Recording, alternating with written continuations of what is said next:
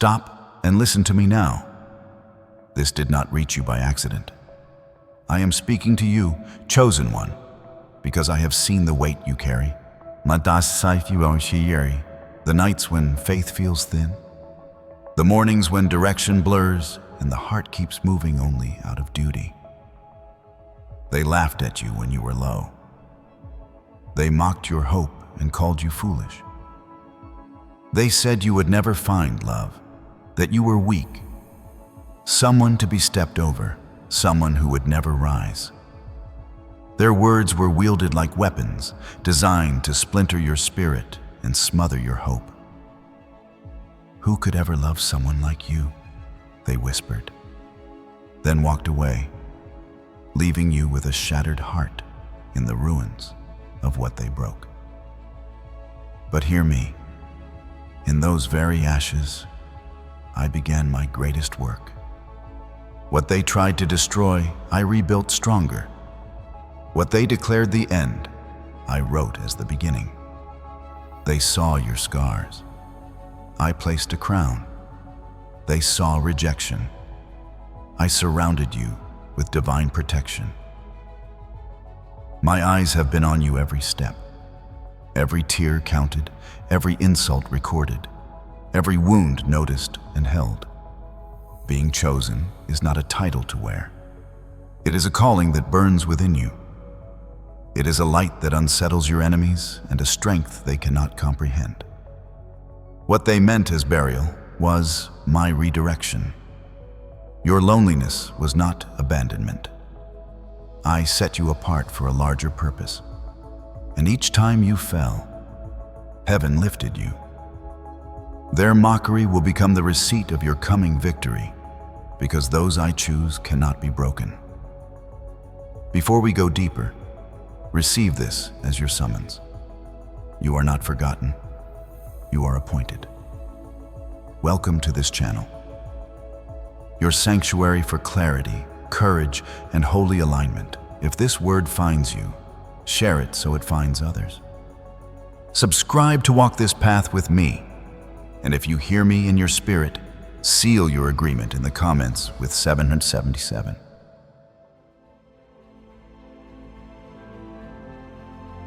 Chosen one, listen closely to me. The laughter that echoed behind your back was never about you being foolish or unworthy. It was about fear. They laughed because they were terrified of who you could become. They mocked your dreams because they could sense a strength in you that they did not possess.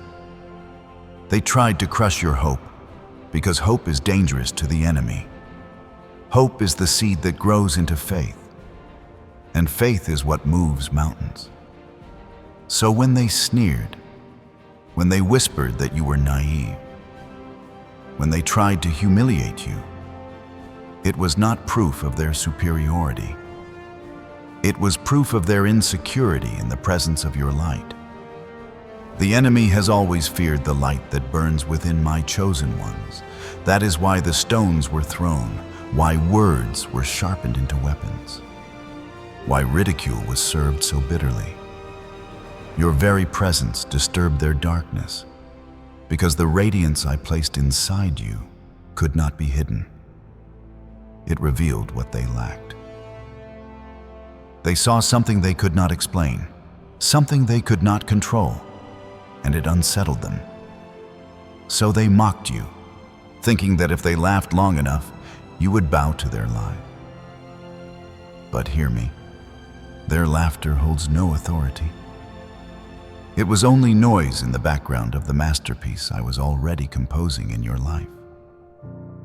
Every time they tried to convince you that you were unworthy of love, they were revealing more about themselves than about you. Their voices were mirrors of their own emptiness, their own blindness to truth. For if you ever realized the full measure of your worth, every lie they clung to would collapse.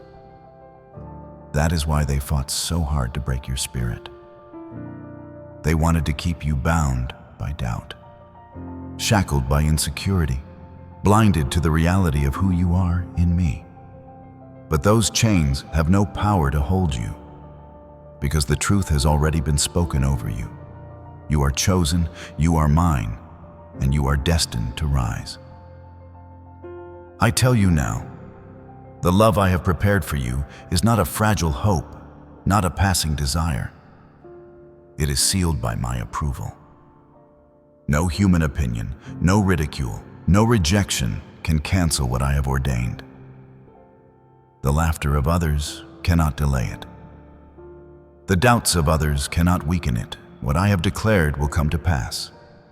And when it does, it will silence every voice that ever mocked you. They will see with their own eyes that what they tried to bury was always destined to bloom. Understand this. The end they imagined for you is not the end I have written. Where they expected defeat, I have decreed victory. Where they envisioned your ruin, I have prepared your revival. What they called foolish will stand as a testimony to my wisdom. And when the appointed time arrives, they will realize their laughter was never aimed at you. It was aimed at me. And no one mocks what I have sanctified without facing the truth of my power. Do not let their ridicule echo louder in your heart than my promise. Their words were born of fear, but my word is eternal. I have the final say over your life, not the scoffers, not the doubters, not the ones who walked away. I alone hold the authority, and I declare that your story is not over. It is moving toward fulfillment, toward healing, toward love that will bear my signature so clearly that even your enemies will have no choice but to stand in silence. Remember, beloved, I have always turned ridicule into revelation. When they sneer, I lift. When they mock, I build. When they laugh, I write victory into your story. Their laughter may have wounded you for a moment, but my promise will heal you for eternity. Let their voices fade, for they were never the authors of your destiny. I am the author, and I finish every word I begin. Lift your head, chosen one, and walk forward with confidence. Their mockery was only a signpost pointing to the greatness they could not comprehend. Their laughter was the sound of fear in the face of your light. And my decree over you is this: what I have blessed cannot be cursed. What I have approved cannot be denied. And what I have begun will end in triumph. So let them laugh. For their laughter will soon be silenced. Let them doubt. For their doubt will soon be overturned. Let them call you foolish, for the wisdom of heaven will soon make them tremble. And my child, listen closely. Come with me through this, step by step. If you are truly one I have chosen, you will feel an unshakable tug to remain until the last word. This message is for you. Each sentence is planted to awaken and steady your spirit. Stay here with me. Do not leave now, for you must not miss what I am about to give you. Number 1. They mocked you, but heaven was watching. Chosen one, hear this. Every whisper that fell against you did not fall into empty air, but into the ledger of heaven.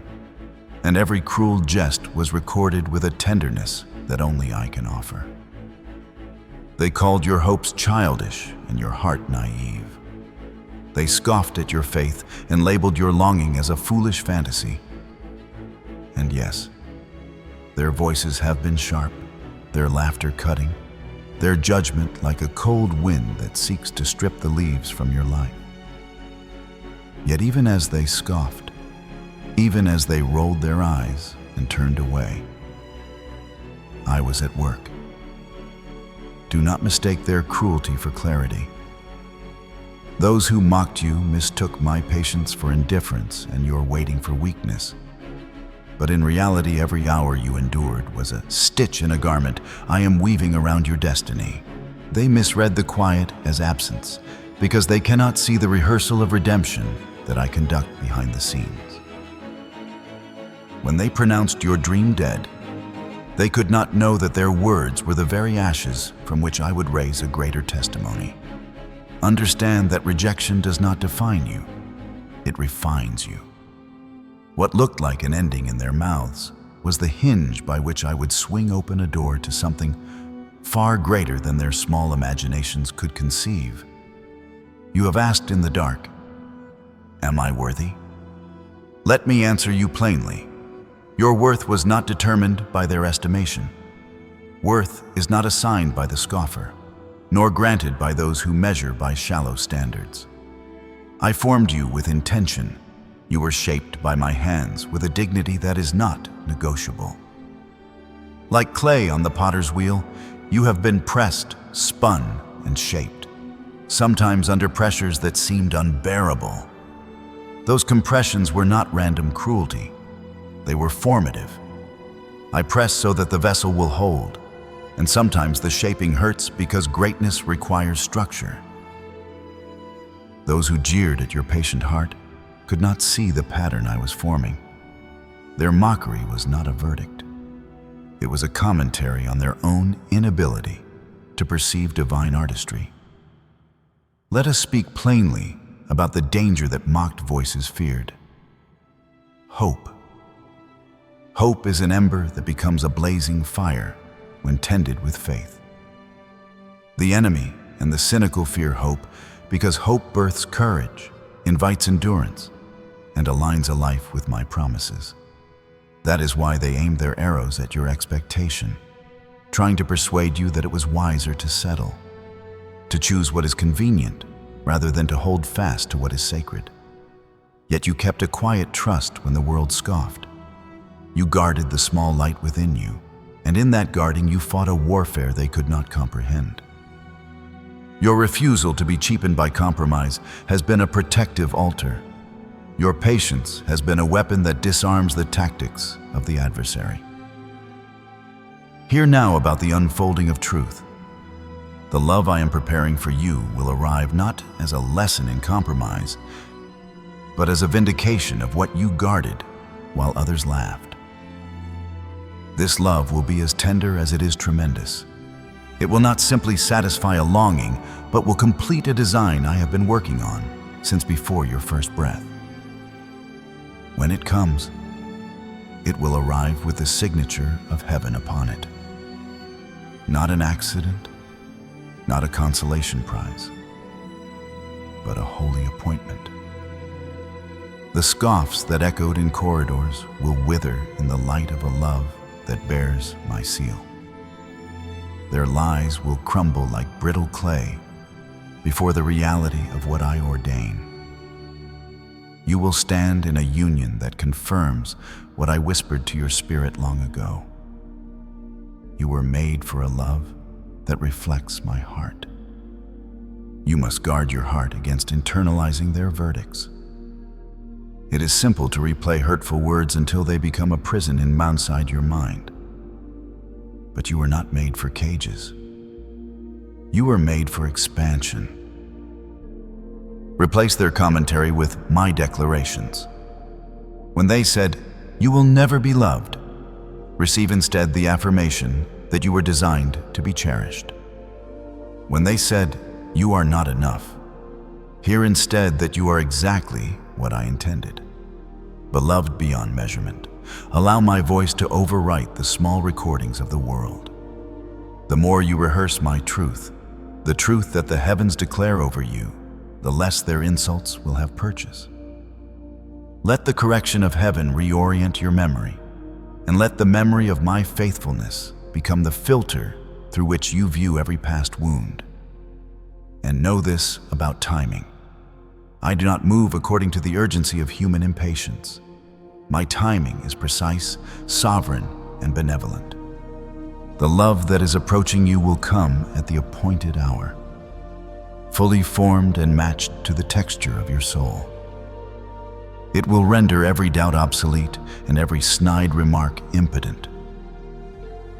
In the face of it, the voices that once seemed so certain will be quieted by the undeniable evidence of my faithfulness. They will look and wonder. not because they are suddenly wise, but because my work will be plain and my favor impossible to ignore. Timing is not my weakness, it is my artistry. And patience has been the medium through which I have worked to ensure that nothing is hurried that could later be broken. Yet even as you wait, your posture matters. Continue to nurture the parts of you that hope, tending them with prayer, community, and the disciplines that strengthen character. Do not withdraw into bitterness. Do not let the shadow of their scorn harden your heart. Rather, allow it to soften you into compassion for those who could not love rightly while remaining vigilant for the one I prepare. Let your life be proof that patience does not breed passivity. It produces dignity. Keep cultivating tenderness, gratitude, and clarity. And do not be ashamed to receive correction or help. Growth often comes with company. Let others come near to remind you of who you are when your own sight feels dim. Remember as well that your scars are not stains, but medals of refinement. Where you were wounded, strength has been forged. Where you once felt exposed, a resilience now lives.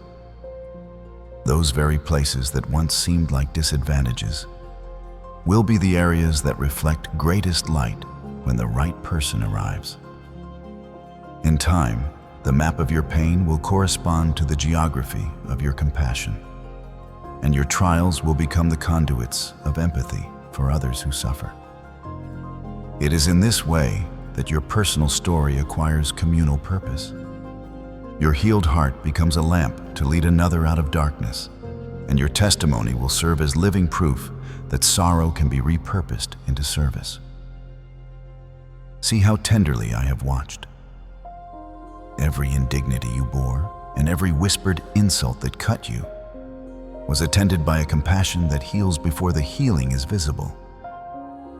I cataloged your sorrow and kneaded it into the fabric of your destiny. My workmanship does not hurry. It moves with divine precision. While the world mistakes silence for absence, I am arranging witnesses, opening doors, and softening hearts so that when the appointed hour comes, circumstances fall into place with exactness. The quiet has been my workshop. The delay has been my timing. Angels have been placed, conversations conditioned, and opportunities prepared in ways you could not have anticipated. The orchestration behind a single soul's restoration is vast, and the motion of heaven on your behalf is real and relentless. Think again of the potter's hands. When the wheel turns, pressure is applied until the clay takes shape. That pressure appears harsh to the witness, yet it forms the vessel that can hold abundance without shattering. Your trials were not random blows, but formative pressures, refining your capacity to receive deeply and to love without fear. Like gold passing through fire, you have been purified so that the brightness of your spirit is unclouded. These refining rites prepare you not only to be loved, but to love with a purity that transforms, not just comforts. Understand also that heaven was active when you felt abandoned. Angels were assigned, conversations were being conditioned, and hearts were being aligned beyond what you could see. The orchestration behind a single soul's turning is vast. My movement involves unseen kindness, precise timing, and a steadfast faithfulness that never wavers. This is not mere comfort language. It is the reality of my governance over time and season, and it is working on your behalf even now. Protect the ember of hope within you. Do not hand it over to the corrosive cynicism that seeks to devour possibility. Tend your hope as one tends a garden. Water it with prayer, cultivate it with truth, and prune away bitterness with mercy. Allow the fellowship of the faithful to encourage you. Shared waiting strengthens the heart and sharpens perspective. When the love I have prepared arrives, it will do more than repair. It will inaugurate a new season. The companion I bring will cherish your past without shame, stand with you in fortitude, and mirror my faithfulness. This union will not be an answer to pity, but a covenantal joining that honors growth and mutual sanctification. It will make clear that waiting was not wasted, but purposeful, and it will display my timing as perfect. Your testimony will become a lantern for others. The path you walked, though full of stones, will illuminate the road for someone who now sits where you once sat. God repurposes sorrow into service. Your healed heart will carry authority because it was forged in both suffering and surrender. You will be both vindicated and commissioned. And your story will become a conduit of hope for many. Hold these truths with certainty. I will have the final word.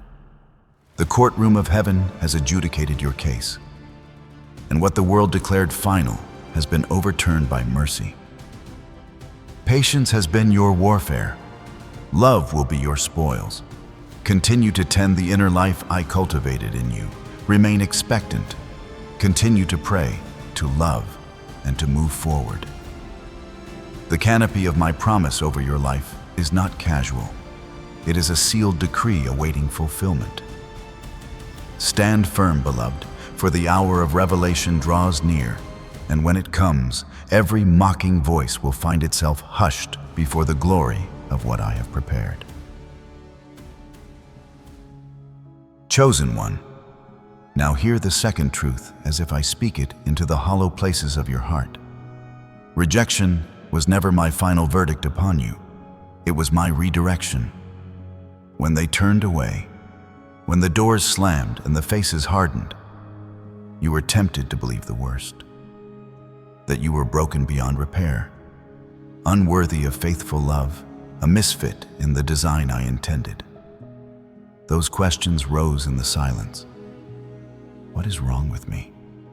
Why have I been set aside? Am I the problem? Such doubts have weight, and I have felt every tremor of that weight. The ache of being dismissed sits heavy in your bones, and I see it.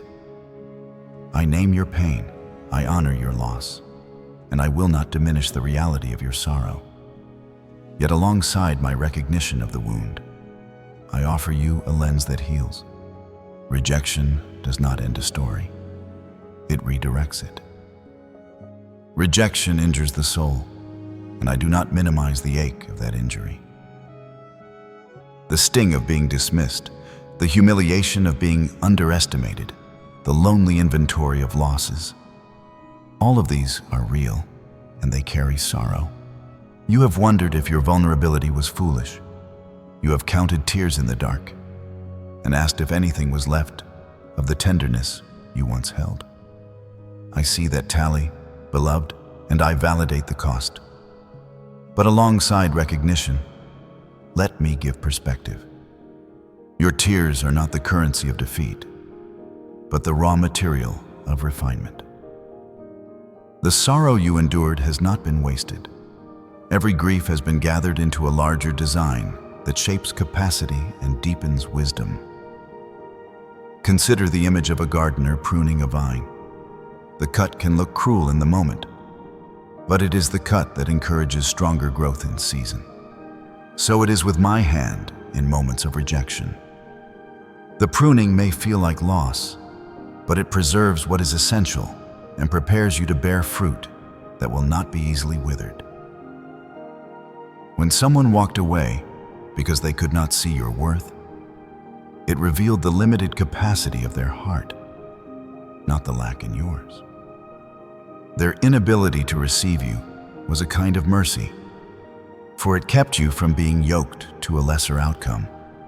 Their leaving exposed what would have been a compromise disguised as comfort. In my economy, space is often the precursor to blessing. Margin becomes the medium through which I move. Let me say plainly, rejection functions as protection. It keeps you from being stitched into a pattern that would have disfigured your destiny. Some connections are temporary classrooms that teach necessary lessons. Others are detours that save you from permanent compromise. I am not in the business of letting you settle for less than my best. When they left, it opened a margin inside your life. A margin where I could move without interference. That margin is sacred. It is where restoration begins and readiness is formed. Protection sometimes looks like absence because the absence of what was harmful makes room for what is holy to arrive. Your questions, why me, is there something wrong, are honest and not to be dismissed. But they are answerable with the kind of truth that steadies the soul. There is nothing wrong with you that my redirection cannot redeem. Often the very qualities that made you tender, your depth of feeling, your openness to vulnerability, your refusal to compromise on what matters, were exactly what frightened others away. They were not ready for the level of responsibility that intimacy with you demanded. They preferred convenience over covenant. Their exit clarified rather than diminished your value. You were not abandoned in order to be forgotten. You were set apart to be prepared. It is also crucial to understand the timeline of divine choreography. I move with a sovereignty that reconciles timing and wisdom. My redirections are not punitive detours, but strategic reroutes. In the tension between your longing and my timing, I am orchestrating circumstances, aligning hearts, arranging meetings, and softening edges, so that when the moment arrives, it arrives whole. Every closed door was a part of that choreography. You were never meant to build a life out of open but shaky doors. I have been aligning stable thresholds that will welcome the depth you have developed. The unseen work is as real as the visible wound. The preparation behind the silence is purposeful and exact. Do not misread someone's departure as your failure to be loved. Their leaving was often a reflection of their inability to receive the capacity you would later carry. If someone walked away, it was because they could not carry the weight of what you were becoming. Their leaving clarified rather than diminished your value. Remember that my valuation of you is not contingent upon human approval. I have stamped you with dignity and destiny long before any human chose to recognize it. In the wake of their absence, you have gained clarity about who belongs to your future and who does not belong to the story I am writing for you. Every sorrow you endured has been integrated into a larger redemptive arc. Your history of closed doors and unanswered invitations is not random. It forms a connective tissue that will link you to a future marked by fidelity. The lessons learned in exile, patience, clarity, resilience, discernment, are precisely the virtues required for healthy union. You now have a seasoned inner life that will not be easily swayed by the novelty of charm or the seduction of convenience. In other words, your refinement is a gift to your future relationship. It enables you to recognize what aligns with my heart and what does not. And there is a glorious justice in this. Those who dismissed you will one day watch as you receive what they thought you would never have. They will see your elevation not as a vindictive spectacle, but as the plain outcome of my faithfulness. The irony is not their discomfort, but the clarity it provides. Their departure was a necessary subtraction that led to an addition far greater than anything they could have offered. Their diminishment of your worth was in fact an act that revealed the magnitude of what I intended. This is not to cheer the downfall of others, but to highlight the wisdom of my redirection. Do not be tempted into bitterness. Bitterness corrodes many a good heart. It not only damages the one who holds it, but also blinds them to the ways I am repairing. Instead, choose a posture of gratitude for the hard lessons, humility for the growth, and faith for the promise. When someone fails you, let it become an occasion to trust me more, not to trust less. Your faith must outlast the disappointment. Your hope must be refined rather than resigned. There is power in choosing to bless the very circumstances that once humbled you, for blessing reorients the heart and clears a path for mercy to flow. Permit me to speak about restoration. I do not simply return what was lost, I restore with increase. That is my nature. When a door closes, anticipate not just a replacement, but a multiplication. Where you once held scarcity, you will now hold abundance. Where you once felt expendable, you will now feel indispensable in a manner that humbles you to serve. This is why rejection, paradoxically, becomes a channel for greater blessing. It creates longing that is later satisfied with a depth that steadies the soul and equips you to steward what you receive with wisdom and gratitude. Let your inner life be marked by continued healing. Seek companions who reflect my heart and counselors who speak truth in love. Engage in the practices that mend the soul. Prayer that listens, scripture that anchors, community that holds, and patience that perseveres. Do not seek to rush the redirection into a premature fulfillment. Learn the discipline of being formed. There is a dignity in maturation. There is a sanctity in becoming someone whose readiness will match the maturity of the covenant you will enter. Preparation refines capacity. Capacity secures covenant. As you walk this path, remember the mystery of my ways. I use closure to create capacity. The loss you experienced was not an absence of care, but the means by which I enlarged your capacity to receive a richer love. Those who abandoned you were unwitting laborers in my plan, for their decisions removed what would have hindered the greatness I intended. In time, you will see their leaving as the mercy it was, an event that preserved your future from compromise and secured your present for something true. Beloved, keep trusting that my redirection has been faithful. Your life is not a story of random rejections, but a narrative of intentional rerouting toward a covenant that honors the fullness of who you are. The love that awaits is not a consolation. It is a culmination of every refined choice you made in the furnace of rejection. Stand assured that the one who redirects is also the one who fulfills. I do both with perfect wisdom and tender mercy, and I will not fail you. Moreover, when you view your past with the steadiness of faith, you will see that those jagged lines became preparatory paths. The detours were not punishments, but shaping corridors designed to build your capacity to receive deep, covenantal love. You were trained to love with steadiness, to avoid shallow compromises, and to cherish dignity in relationship.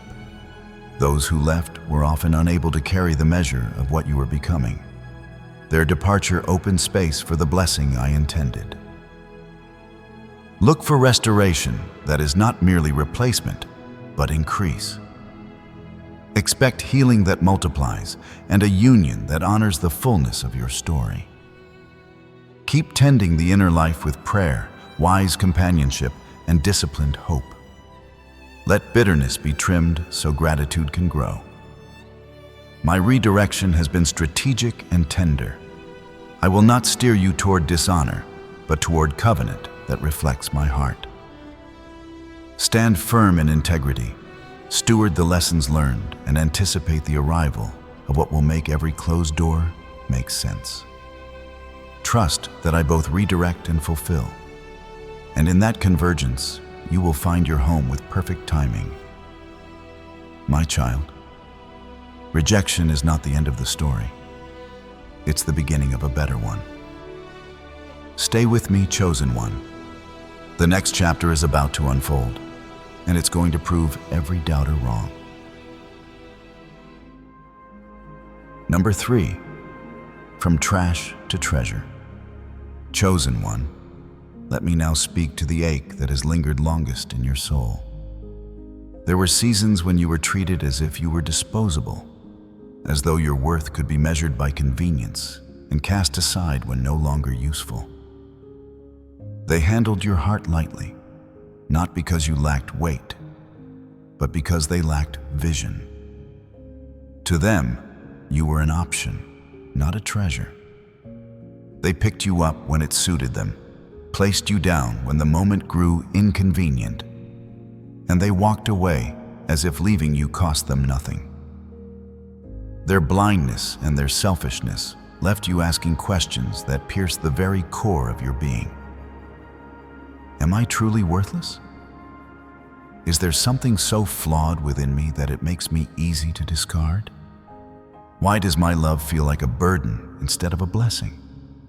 I tell you now with all the authority of heaven, those questions do not define you. They are not the truth of who you are. Their inability to see your worth was never a reflection of what you carried. It was a mirror of their own emptiness. People who cannot perceive their own value will always struggle to perceive yours.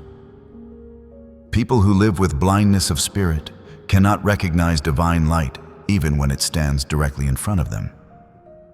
Do not confuse their failure of sight with a failure of your being. They walked away not because you were worthless, but because they were incapable of stewarding the treasure placed in their hands. Hear me clearly. I did not create trash. I do not fashion souls for disposal. Everything I form with intention. You are my workmanship, created fearfully and wonderfully, crafted to bear the imprint of eternity. To treat you as anything less was not only to insult you, but to despise the hands that made you. Their words, their treatment, their indifference. It may have cut deeply, but it could not alter the essence of your design. You remain my masterpiece, and my decree over you cannot be undone by their negligence. Think of broken pottery in the hands of a careless person. It is tossed aside, deemed useless, swept into corners as though its fractures disqualified it. But in the hands of a master, even the shattered pieces become material for beauty. There is a tradition in Japanese art called kintsugi, where pottery once broken is repaired with veins of gold. The cracks are not hidden, but illuminated, and the piece becomes more valuable than before its breaking. That is how I work with you. The very places that others despised, I have filled with gold. The scars you thought diminished you are the very lines where my glory now shines brightest. What others dismissed as ruined, I have elevated as radiant. The world tried to write worthless over your name, but I have written treasure. You were never trash, never disposable, never unworthy of love. You are a vessel of immeasurable worth, and the value placed upon you is not determined by shifting human opinion, but by eternal decree. Every wound, every scar, every abandoned moment has become part of the design that now gleams with unmistakable splendor. When they cast you aside, they unknowingly released you into my hands. What they saw as an end, I saw as a beginning. What they treated with contempt, I treated with care. And what they could not honor, I am now preparing to showcase before the eyes of the world. The irony is profound. They thought they were discarding something replaceable, but in truth they were walking away from a treasure that I was about to reveal. They will look and wonder, not because you sought revenge, but because my restoration will be undeniable. Beloved, the love that is coming into your life will not treat you as a convenience. It will not handle you lightly or discard you cheaply. The one I send will see you as I see you, precious, chosen, irreplaceable. They will not merely recognize your worth, they will cherish it. They will love you not as an afterthought, but as the center of a divine plan. Their eyes will not glaze over your scars, but will admire them, understanding that every fracture now glimmers with the gold of my healing. This is the love that dignifies, the love that honors, the love that reflects heaven itself. Do not let the memory of their rejection keep you captive. The lies that whispered you were unlovable must be silenced by the truth of who you are in me. If you carry their words in your spirit, you carry poison that was never meant to take root. Let it be uprooted now. Their blindness is not your burden. Their failure to value you is not your curse. Release their verdicts, for they were false. Receive instead my decree. You are treasure, hidden for a time, but about to be revealed. Understand that being hidden was never punishment. It was preservation. Treasures are not left lying in open streets to be trampled by careless feet. They are concealed until the right moment, when they can be displayed without fear of destruction. In the same way, I have kept you hidden, not because you lacked worth, but because your worth was too great to be wasted on unworthy hands. The time of concealment has been the time of refining. Now, the season of unveiling approaches. Your journey has not been meaningless. The scars of rejection have shaped you into someone who can discern the difference between counterfeit affection and genuine covenant. You have learned to identify the hollowness of shallow connections, and now you are ready to receive a love that carries depth. You will not squander what is holy, because you have lived through what is hollow. You will not mistake convenience for commitment, because you have known the pain of being treated as dispensable. What once wounded you has now equipped you. And here is the mystery of my work. I do not merely restore you to what you were before. I elevate you to something greater than you imagined. The broken vessel becomes the vessel of honor, because the cracks, once filled with my gold, testify to my glory. The areas where you were most ashamed will become the very places where my love shines through. You will look back on those who mishandled you, not with bitterness, but with gratitude, because their blindness freed you for something better. Their dismissal opened the door for my appointment. Lift your head, chosen one. Do not wear their rejection like a cloak. Do not let their insults echo louder than my truth.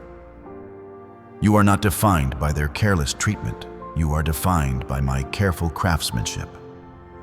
You are not the sum of their words.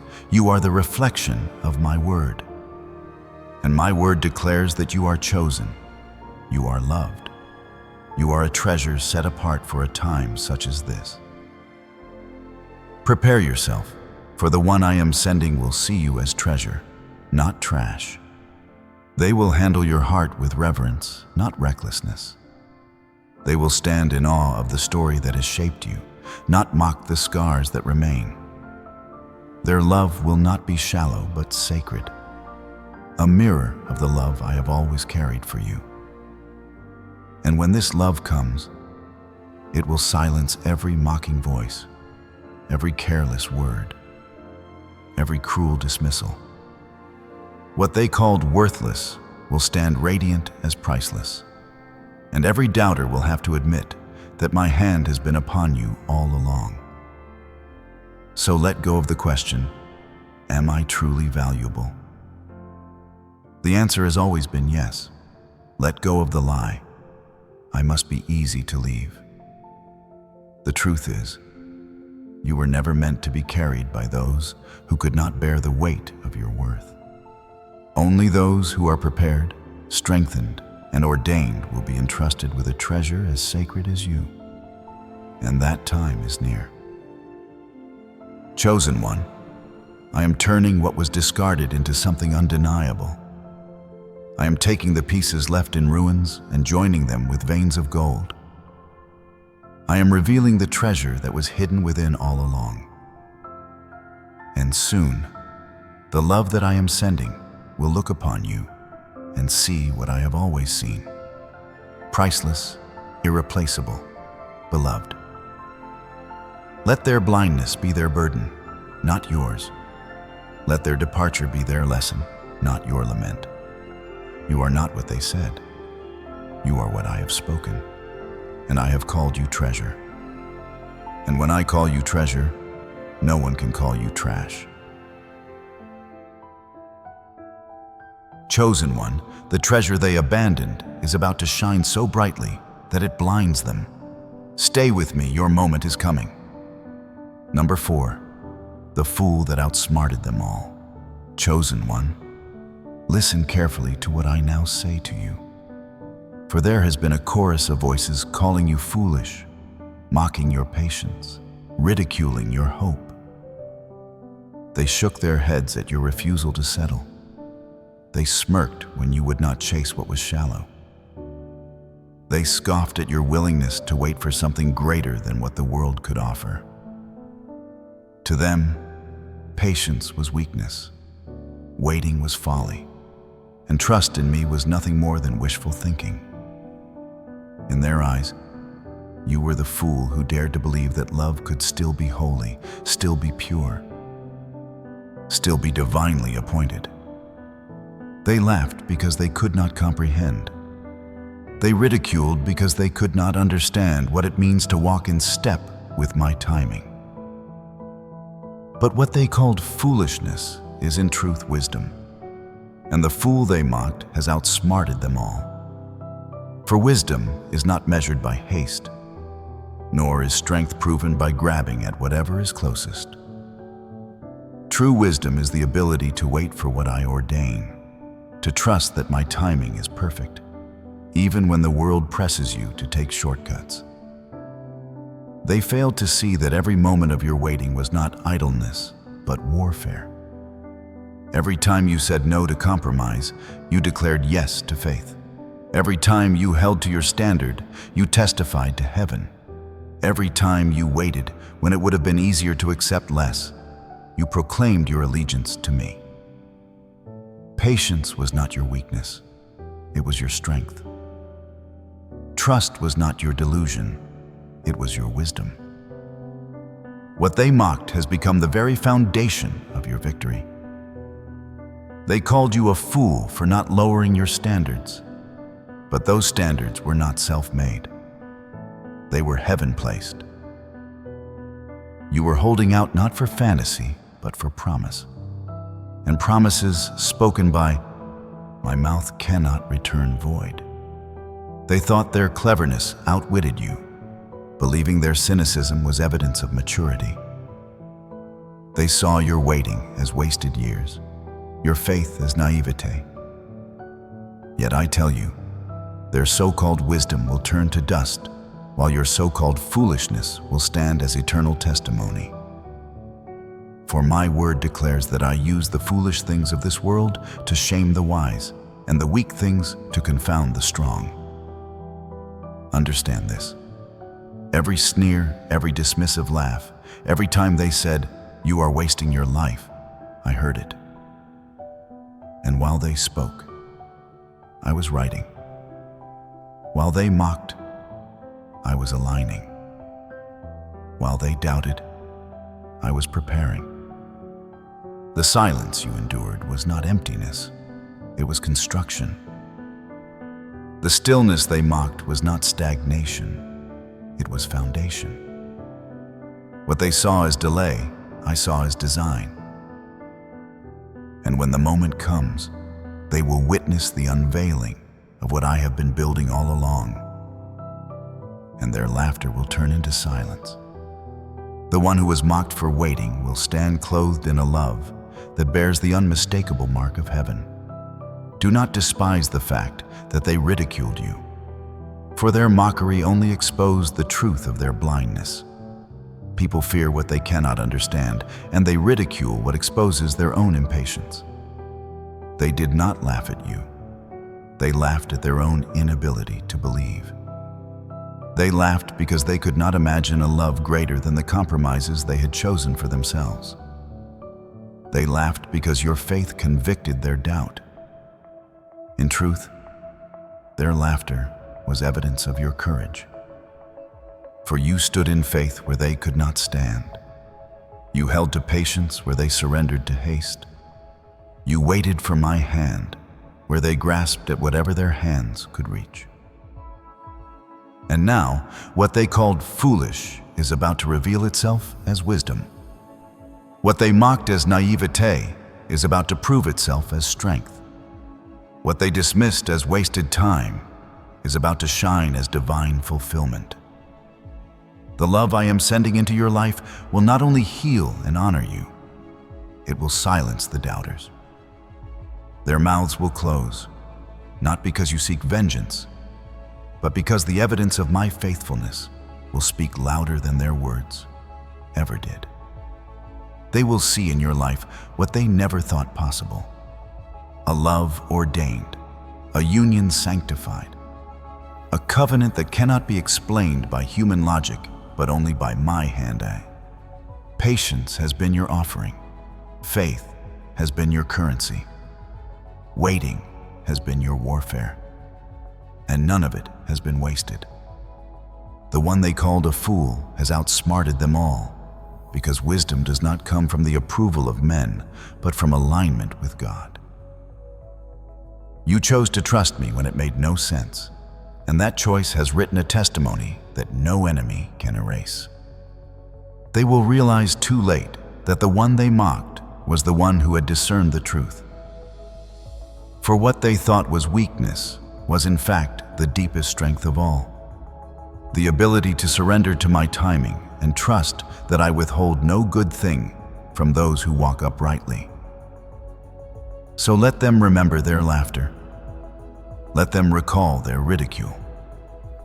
For in the days to come, they will witness the manifestation of what you was, what you believed. They will see that what they called foolish was faith. What they dismissed as delay was destiny. And what they thought would break you has built you. Their pride will crumble in the face of your blessing. Not because you triumph over them, but because my glory will shine through you. The fool they mocked will stand as the one who was wise all along. For in trusting me, you chose the path that outlasts every cynical word. And so I say, lift your head, beloved. Do not regret the waiting. Do not mourn the years. Do not despise the patience that felt so heavy. It was not wasted, and it was not unnoticed. I was present in every sigh, every prayer, every lonely hour. I was strengthening you, shaping you, and guarding the treasure within you until the moment of release. Now comes the unveiling. Now comes the reward of patience. Now comes the love that I myself have written into your story. And when it arrives, the silence that falls will be more powerful than the laughter that once echoed. For the mouths of the mockers will have no words left, and the fool they mocked will stand in victory, crowned with wisdom, clothed in covenant, radiant in the love that bears my seal. This is the inheritance of those who wait upon me. This is the justice of heaven. And this is your story, mocked as a fool, revealed as wise, vindicated by love, silencing every voice that once called you naive. You are not the fool they thought you were. You are the chosen who trusted me, and in trusting me, you have outsmarted them all. Keep your faith in me, chosen one, because the best is yet to come. What is coming surpasses your highest hopes and their narrow imaginations, all because you trusted me when no one else did. Let them keep their arrogance. Your faith has already outwitted them all. Number 5. the ruins became your revival. Chosen one, let me speak to you now about the very ruins that once surrounded you. They thought those ruins would bury you. They believed that what was broken would remain shattered, that the fragments of your life could never be gathered again, and that the devastation left behind would stand as a monument to your defeat. They walked away, satisfied in their assumption that you were finished, that your story had collapsed under the weight of rejection, betrayal, and sorrow. But what they did not know, what they could not see, was that I was already at work in that very place. For it is in the ruins where my greatest miracles begin. The ground of your heartbreak became the soil of your revival. The very rubble they mocked became the raw material for a masterpiece. What they thought was the end was, in truth, the foundation of a new beginning. Every broken fragment, every tear, every sigh was not wasted. It was gathered and reformed in my hands. Where others saw only ashes, I saw an altar. Where they saw devastation, I saw destiny, and I chose to meet you in the silence of that desolation. Not to leave you there, but to raise you up in a strength greater than you had known before. Do not despise the ruins, for it was there that I revealed myself as the master builder. In their eyes, you were abandoned, but in my eyes, you were positioned. They mistook destruction for defeat, but I saw preparation. They thought chaos had won, but I was turning chaos into clarity, disorder into order, ruin into revival. Every tear you cried watered the seeds of greatness that I had already planted deep within your soul. The more you wept, the more those seeds were nourished. And now, what has been sown in sorrow is ready to be reaped in joy. Your revival is not a return to what once was. It is an elevation into what could never have been without the breaking. Do not long for the past, for I have not restored you merely to what you were. I have lifted you beyond it. The ruins were not meant to remind you of what you lost, but to prepare you for what you will gain. Every shattered piece became the very place where my glory would shine brightest. Just as light passes through cracks and illuminates what lies within, so my presence shines most powerfully through the broken places you carry. Understand this mystery. The enemy wanted the ruins to silence you. He intended the destruction to become a prison where your voice was stifled and your hope extinguished. But I turned that prison into a platform. I transformed the very place of your pain into the stage for your purpose. What the enemy designed as your grave has become your garden. Out of the soil of despair has come new life, stronger, deeper, more radiant than anything you imagined. Look back, not with bitterness, but with recognition. See how I have taken the chaos they caused and transformed it into testimony. The words that once cut you have now been shaped into wisdom. The betrayals that once crushed you have become the lessons that strengthen you. The rejection that once defined you has become the redirection that refined you. Nothing was wasted, not one tear, not one wound, not one moment of anguish. All has been gathered into the mosaic of your revival, and the beauty of this mosaic is greater than the perfection of anything unbroken. Beloved, remember the image of a seed. Before it bears fruit, it is buried in darkness. To the untrained eye, the burial looks like death, but in truth, it is the beginning of life. The soil presses it down, the weight covers it, and all seems lost. Yet within that hidden place, transformation begins. The seed breaks open, the shell cracks, and life emerges. So it has been with you. The ruins pressed down upon you, the weight seemed unbearable, and it felt as if you had been buried. But that burial was not your ending. It was the planting of something greater. And now, your season of sprouting has come. The ruins are not shameful, they are sacred. They testify not only to what you endured, but to the power of my hand that lifted you from them. Let the world wonder how one so broken could shine so brightly. Let them marvel at the strength that emerged from such devastation. They will never fully understand that the ruins they left behind were the very places where I laid the cornerstones of your destiny. Their laughter will turn to silence when they see that what they thought would destroy you has become the very evidence of my presence in your life. Every stone they hurled, every word they used to tear you down, has been built into the walls of your testimony. And those walls now stand strong, not because you never fell, but because I lifted you from the fall.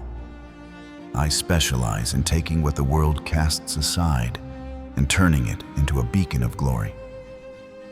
The ruins were never wasted. They were repurposed into revival. And I tell you this, your revival will not be hidden. It will be seen. Those who abandoned you will witness it. Those who doubted you will marvel at it, not for your vindication alone, but for the revelation of my glory. For your revival is not merely personal restoration. It is a testimony to all who look upon you that I am faithful, that I redeem, that I make all things new. Your life becomes a living proclamation that no ruin is too great for me to rebuild, no wound too deep for me to heal, no story too broken for me to rewrite. Do not be afraid of the scars that remain. They are not marks of shame. They are the very lines where my glory flows. Just as gold fills the cracks of broken pottery, making it more precious than before, so my spirit fills your wounds, transforming them into the radiant places of testimony. These scars will speak louder than words, testifying to the one who restores. They will not remind you of loss, but of love, not of despair, but of deliverance. Chosen one, let this truth anchor you. The ruins were the beginning, not the end. You were not left for dead. You were positioned for life. You were not abandoned in destruction. You were planted in purpose. And now, the harvest of those hidden years is ready. The tears you sowed in sorrow have prepared a field of abundance, and you are about to reap what you could not yet see. The ruins have become your revival, and no hand of man, no scheme of the enemy, no memory of the past can undo what I have done. Lift your eyes and see it unfolding.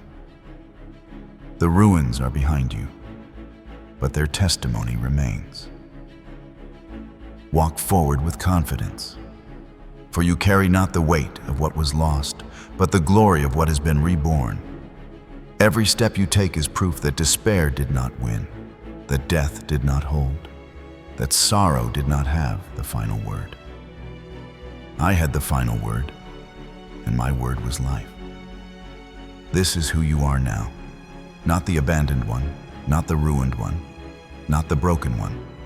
You are the revived, the restored, the radiant. You are the living proof that ruins do not bury my chosen. They build them. And from this day forward, let every breath you take testify that what they meant for evil, I have turned for good. Chosen one, the ruins are no more.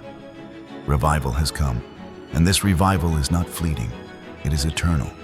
It is the song of your life, the banner of your destiny, and the evidence of my unshakable love for you. Stay with me, chosen one, because the best is still to come. Number 6. They laughed, but you'll have the last word.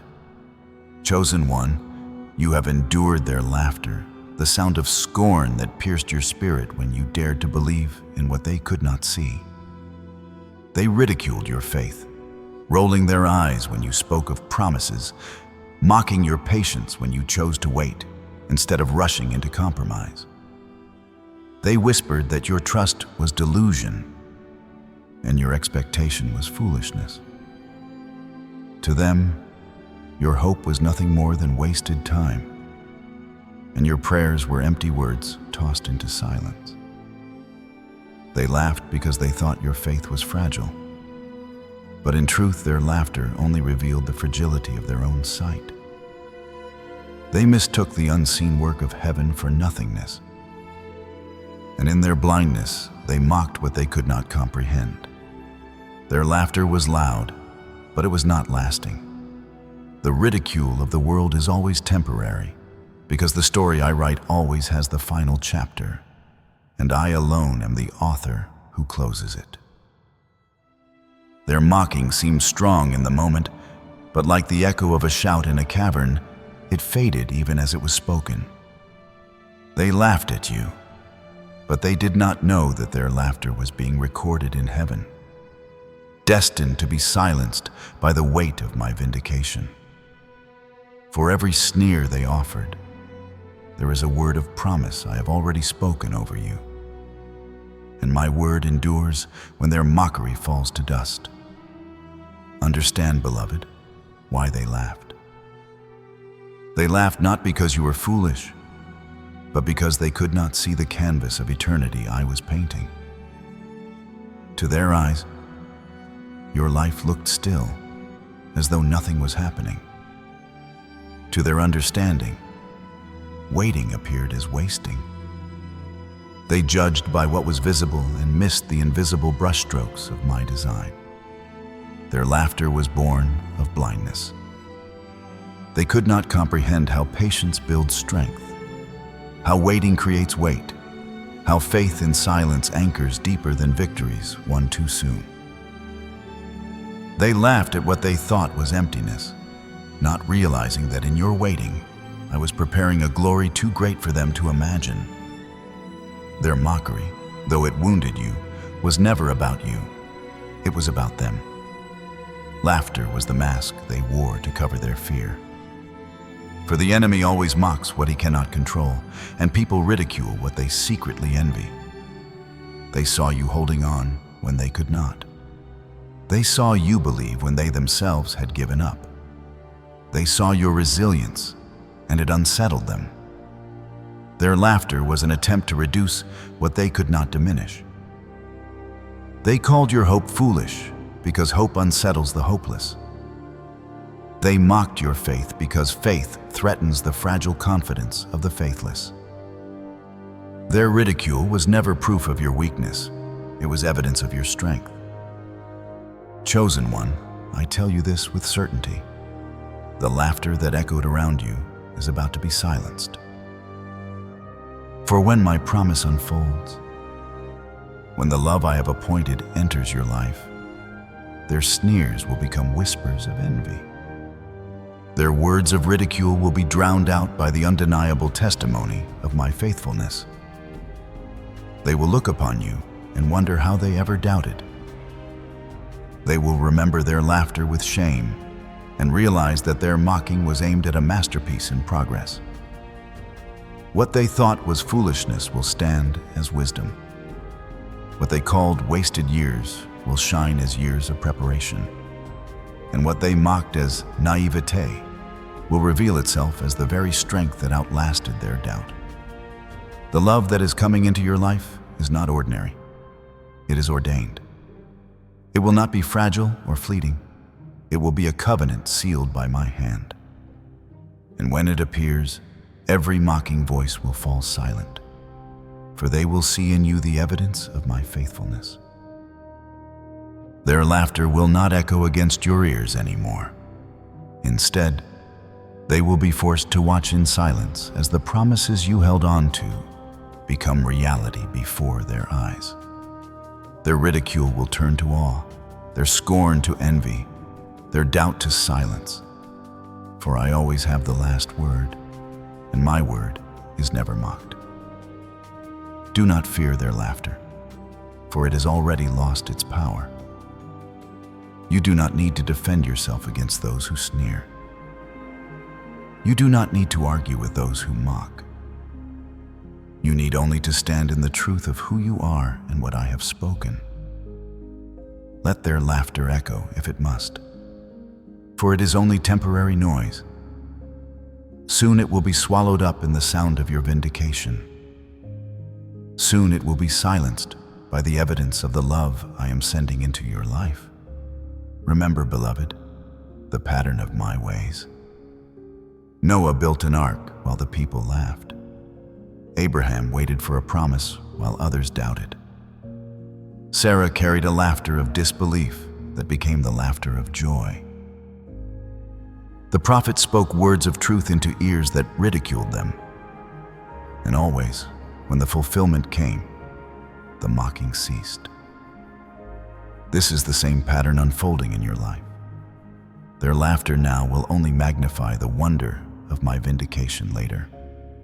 The very ones who mocked will one day have no choice but to acknowledge that I was at work all along. Let this give you peace. Their laughter is not your enemy. It is the backdrop against which my glory will shine brighter. Without their mocking, the testimony would be less sharp. Without their scorn, the vindication would be less clear. I allowed their laughter not to wound you beyond repair, but to set the stage for a revelation that will silence every doubter. Their laughter is the foil that will frame your triumph, the temporary sound that will highlight the eternal word I have spoken. Lift your eyes above the noise. Do not bow your head under the weight of ridicule. For you are not defined by their voices. You are defined by mine. And I say to you now, you will have the last word, not because you will argue, not because you will fight, not because you will defend yourself with anger, but because your life will testify louder than any voice raised against you. The evidence of my hand upon you will be undeniable, and in that evidence, their mouths will close. Chosen one, your patience has not been wasted. Your faith has not been in vain. Your refusal to let go of hope has not been foolishness. It has been strength. And when the promise arrives, the same ones who laughed will be forced to confront the truth they denied. Their laughter will turn into silence, their arrogance into regret, their doubt into amazement. You will not need to lift a word in defense. The fulfillment itself will defend you. The love I send will silence every critic, quiet every mocker, and prove every doubter wrong. So stand firm, beloved. Let them laugh if they must, for their laughter is only a shadow that vanishes with the dawn. And the dawn is near. The dawn of your vindication, the dawn of your fulfillment, the dawn of the love that will make every mocking word crumble. You will have the last word, not in bitterness, but in glory. You will not shout in anger, but you will shine in testimony. For your life will declare what words cannot, that I am faithful, that I restore, that I vindicate, that I always finish what I begin. Chosen one, let your heart rest in this assurance. Their laughter was never the end of your story. It was only the noise that filled the silence while I worked. And soon, that silence will break, not with more laughter, but with the sound of rejoicing, with the melody of fulfillment, with the song of love that I myself am writing into your life. They laughed, yes, but you will shine. They mocked, yes, but you will rise. They doubted, yes, but you will stand in glory. And when all is revealed, they will know what you was, but you have always known that you are chosen, that you are loved, and that I have the final word. Number 7. Your pain was the price for purpose. Chosen one, you must understand this truth with clarity and with depth. The pain you endured was never without meaning. It was not wasted, it was not random, and it was not the cruel hand of fate pressing against you without reason. That pain was the price of purpose. It was the currency through which your destiny was refined, and the path by which your heart was prepared to carry the fullness of what I am about to entrust to you. Do not look back upon your sorrow as if it were pointless, for every ache carried within it the seed of something greater. Every tear you shed was not lost to the ground. It was planted as a seed.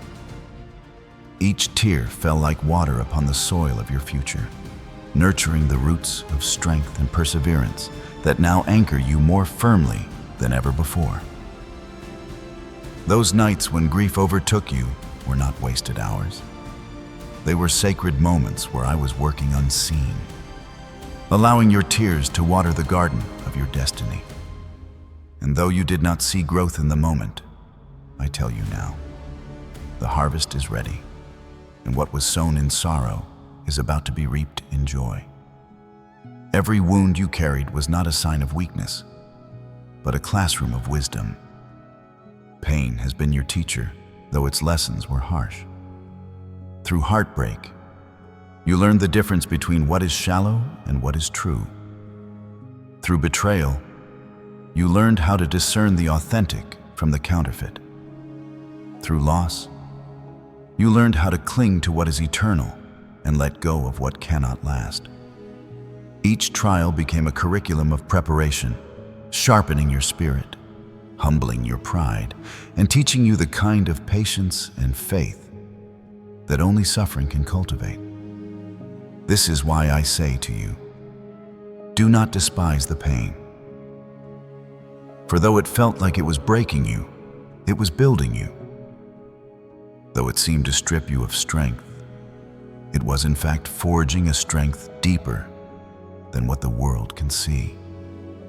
It burned away illusions and refined your vision, so that when the true blessing appears, you will recognize it, cherish it, and honor it as the gift that it is.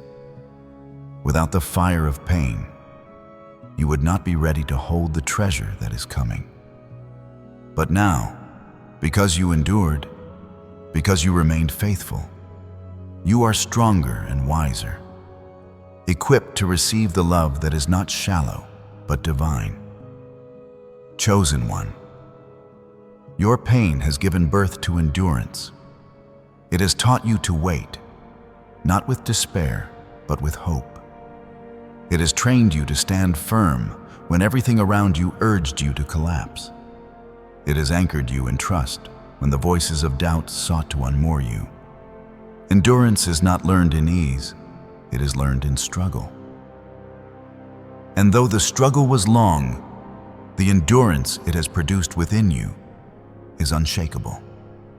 This endurance has become the very vessel that will carry the weight of the blessing I am about to pour into your life. Your pain has also sharpened your discernment. You are no longer easily deceived by empty words or shallow promises. You have seen the difference between those who flatter and those who truly love, between those who appear to care and those who actually remain. Pain opened your eyes, and what once blinded you can no longer mislead you. This is a gift, for the love I am sending will not be mistaken as counterfeit. You will know it is real, because your heart has been trained to recognize truth. Your pain has prepared you for joy. This may sound strange, but it is true. Without knowing sorrow, the fullness of joy is never appreciated.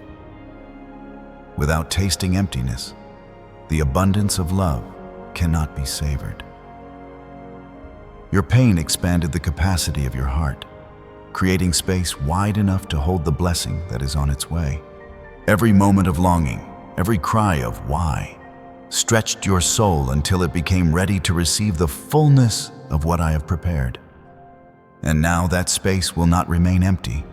It will be filled with love that heals, restores, and overflows. Chosen one, hear this with certainty. The love that is coming is not merely a human connection, but a divine fulfillment. It is my answer to every moment of suffering you endured. It is the reward for the endurance you displayed, the crown for the race you continued to run even when the course was steep. This love will not erase your past pain, but it will redeem it.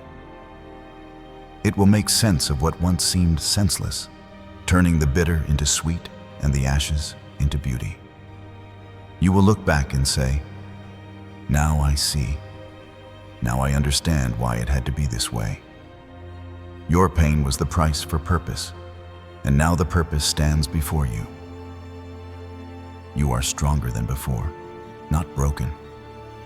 You are wiser than before, not naive. You are radiant, not ruined. What was meant to destroy you has instead equipped you. What was designed to silence you has instead deepened your voice. And now the blessing that approaches will rest upon a foundation that cannot be shaken, because it was forged in fire. So do not despise the journey you walk through. Do not curse the nights of sorrow or the days of loneliness. They were not punishments. They were preparation. They were not signs of abandonment. They were signs of refinement. And now, because you endured, you stand ready to step into a love story that is not fragile, not fleeting, but faithful and eternal. Chosen one, the reward for your pain is here. The love that I am sending will honor you, cherish you, and value you as I have always valued you. It will not take you for granted, nor treat you as disposable, for it has been ordained to mirror my heart for you. This is the season where every tear finds its answer, every heartbreak finds its healing, and every question finds its resolution. The pain was not wasted. It was the soil of purpose. And now, the harvest is ready, and the joy that comes will outweigh every sorrow that ever pressed against your soul. Keep walking, chosen one. You are on the brink of something extraordinary. Hear me clearly as I reveal the eighth truth. Their rejection has no power over you, for my approval outweighs them all. The voices that dismissed you, the hands that pushed you away, the hearts that judged you unworthy, none of them carry authority to cancel what I have already decreed. They looked at you and turned aside, but my gaze has never wavered. They said you were not enough, but I called you mine before their words were even spoken. Their rejection is fleeting noise. My approval is the eternal decree. When others said no, heaven had already declared yes. When I stamp my seal upon your life, no force on earth and no scheme of hell can erase it. My approval is not a temporary opinion that shifts with moods or seasons. It is a permanent mark of destiny, carved into the fabric of your being before the foundation of the world.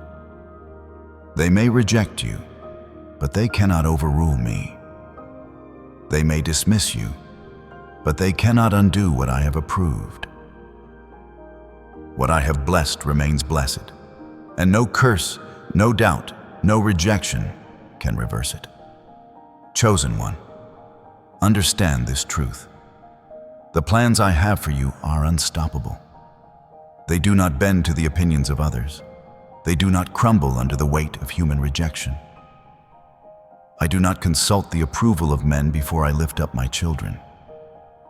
Their rejection may sting, but it cannot stop. Their dismissal may wound, but it cannot derail. For my plan flows like a mighty river, It moves around obstacles, carves through stone, and always reaches its destination. What I have purposed for you will come to pass, and no voice of man can silence it. They may laugh now. They may doubt now. They may mock your waiting and scorn your hope.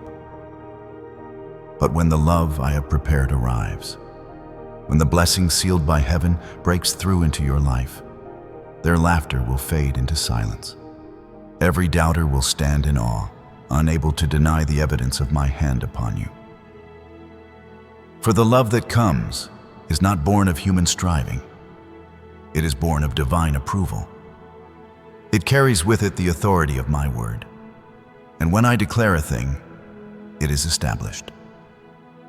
You have been rejected, but you have not been forsaken. You have been overlooked, but you have not been forgotten. Their rejection was but a doorway to my redirection, guiding you away from what was less so, that you could receive what is greater. The truth they could not see is that their dismissal was never a reflection of your worth. It was a revelation of their blindness. They lacked the vision to see the treasure within you, but I have seen it all along. And now I will reveal it to the world in such a way that every voice of doubt will be silenced. Chosen one, when I place my approval upon your life, it outweighs every rejection that ever cut your heart. My approval is heavier than their words, greater than their opinions, stronger than their judgments. My approval is the shield that guards you, the crown that rests upon your head, the banner that goes before you. And when my approval rests upon you, even the gates of hell cannot prevail against you. So do not measure yourself by their rejection. Do not weigh your value on the scales of their opinions. Lift your eyes higher, for your worth has already been measured by me. And I have called you chosen. I have called you loved. I have called you approved. This identity cannot be revoked, and this seal cannot be broken. My word stands eternal, and my decree remains unshaken. The love I am sending you is a love that carries my approval. It is not shallow or fragile, not built on shifting sand. It is rooted in my eternal purpose and secured by my sovereign will. It will silence the voices of rejection, not with argument, but with evidence. It will stand as proof that my approval always outweighs man's rejection. It will show the world that what I bless remains blessed, and what I join together cannot be torn apart. Chosen one, I tell you now, when this love arrives, it will not only heal the wounds of rejection, but also expose the futility of every word spoken against you.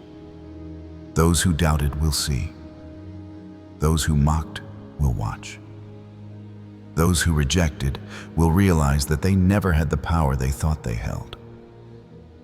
And in that moment, you will know with even greater certainty that I alone define your story.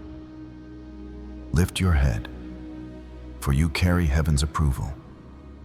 Walk forward with confidence, for you are stamped with eternity's seal. No rejection can remove what I have written. No dismissal can erase what I have ordained.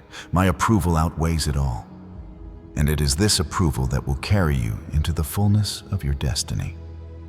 Chosen one, trust in me. Rest in this truth.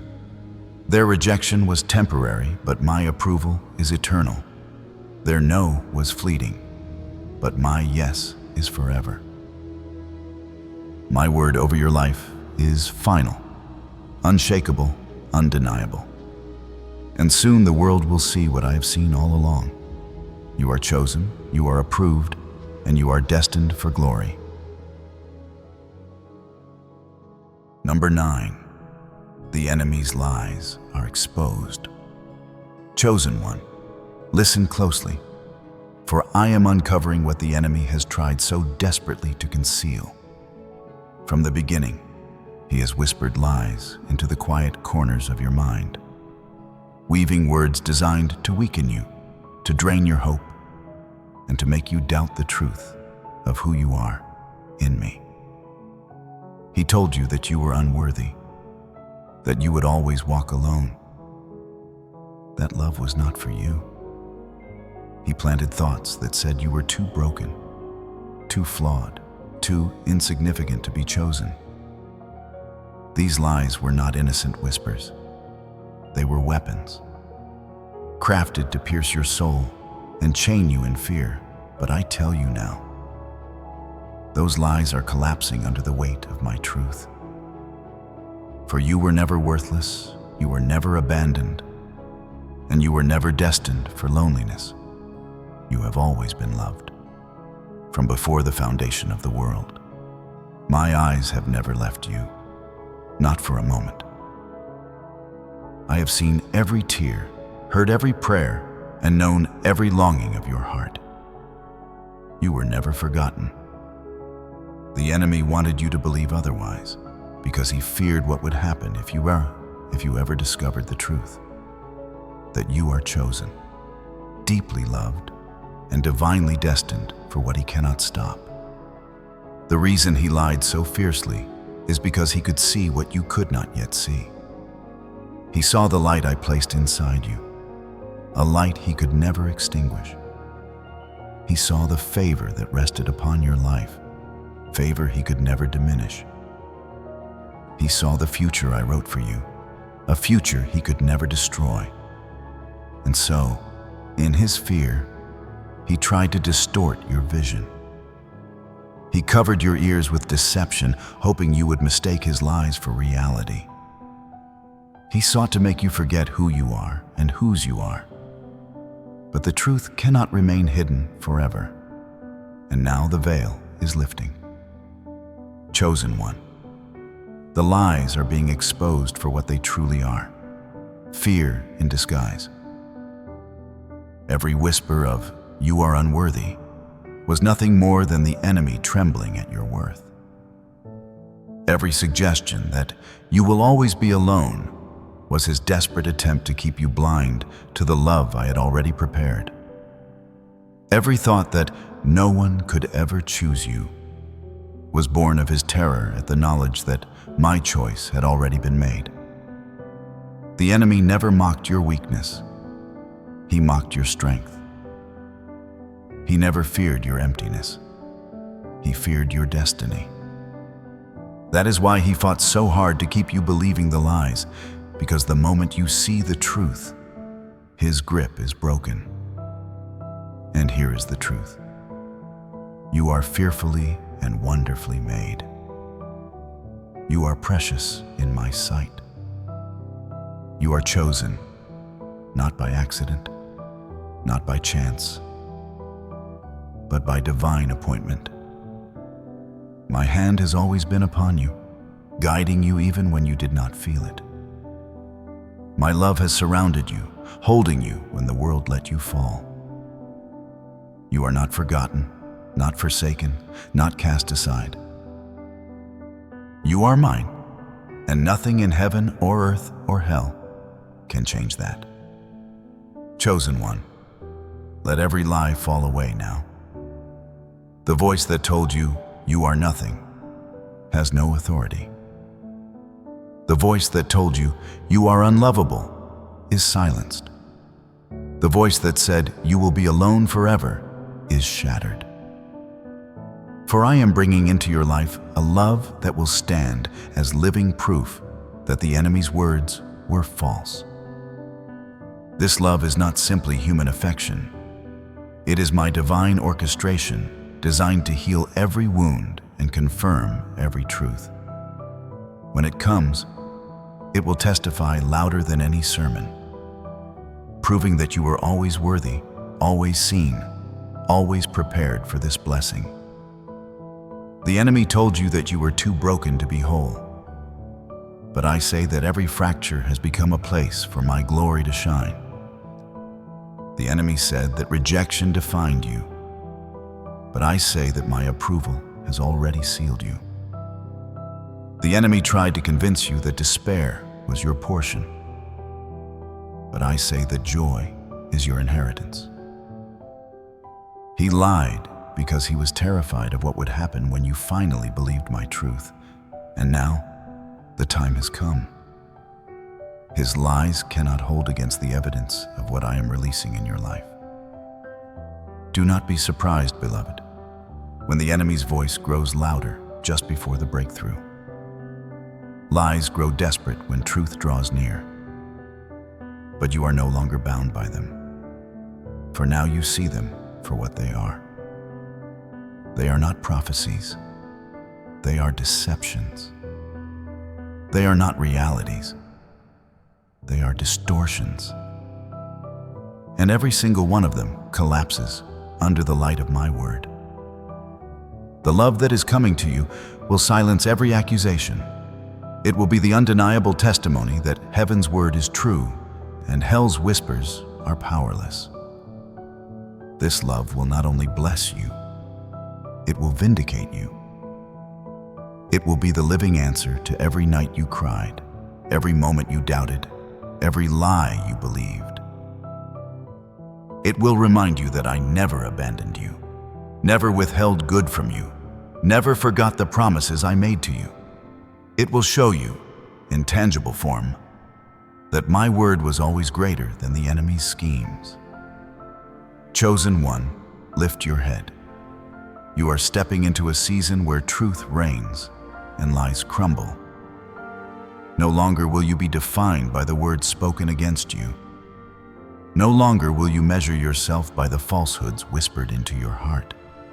Instead, you will walk in the assurance of my approval, the strength of my love, and the clarity of my truth.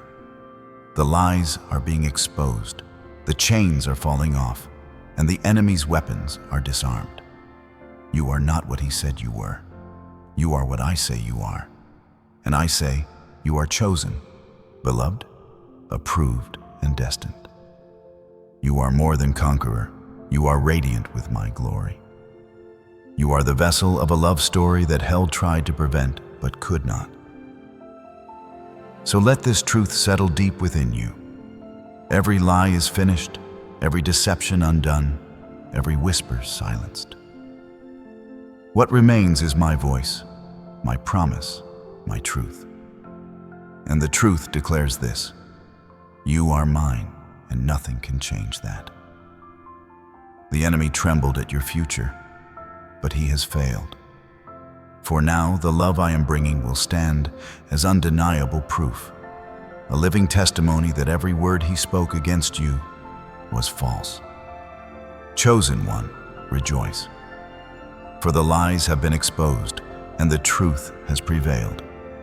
My love is your portion, my presence is your covering, and my promise is your destiny. Walk in it boldly, for you are free. Number 10. The wait was a weapon. Chosen one, the season you walked through was not a wasted pause. It was not emptiness or absence. It was a weapon I placed in your hands. Waiting was never weakness. It was warfare. Every moment you chose to stand firm in patience, every time you resisted the urge to settle for less than what I promised, you were fighting back against the enemy's schemes. The world told you that waiting was passive, that patience was powerlessness, that delay meant denial. But I tell you now, your waiting was a declaration of faith so strong that it shook the very foundation of darkness. The enemy wanted you to believe that waiting was punishment. He whispered that the silence meant abandonment, that unanswered prayers meant rejection, that time passing meant my promises had failed. But the truth is this: your waiting was not a void, it was a battlefield. And every day, you chose to remain steadfast. Every prayer you lifted even in the silence, every temptation you resisted to compromise. Those were victories. With every act of patience, you pushed back the lies of the enemy and proved that your faith was not shallow, but unshakable. Chosen one, understand this. Patience is not weakness. Patience is strength hidden in stillness. It is the power to remain when everything around you urges you to give up. It is the ability to stand when storms rage, to trust when evidence seems absent, to hold to the promise even when it delays. The world cannot see the strength of patience, but heaven knows its power. Your waiting was not wasted. It was the weapon that protected you from walking into places not meant for you, from clinging to people who could not hold your destiny, from grasping at blessings that were not truly blessings at all. Every time you refused to settle, you won. Every time you said no to what was beneath your worth, you triumphed. Every time you held out for the love that I promised, you defeated the lies that told you it would never come. You thought you were just waiting, but in truth, you were warring. You thought you were still, but in reality, you were advancing. For patience is not idleness. Patience is alignment. While you waited, I was weaving. While you endured, I was preparing.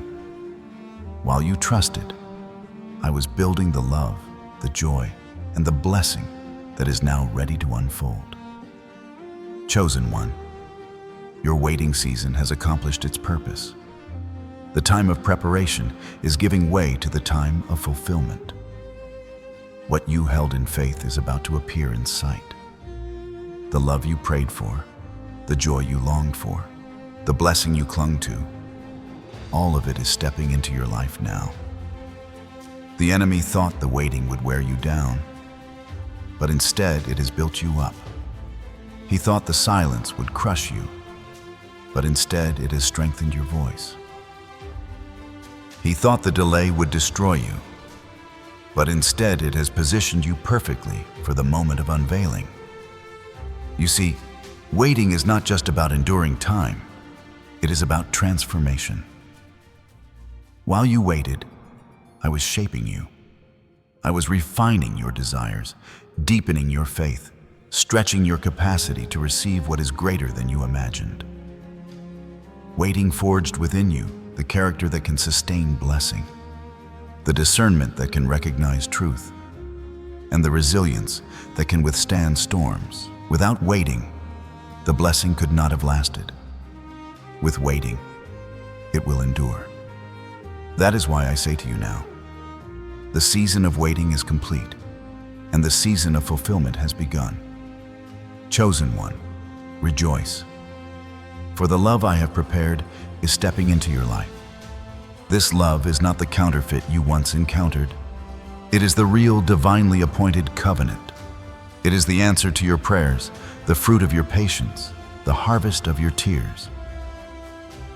And with it comes joy. Joy that overflows, joy that heals, joy that silences every lie. With it comes blessing, blessing that surrounds you, blessing that uplifts you, blessing that cannot be taken away.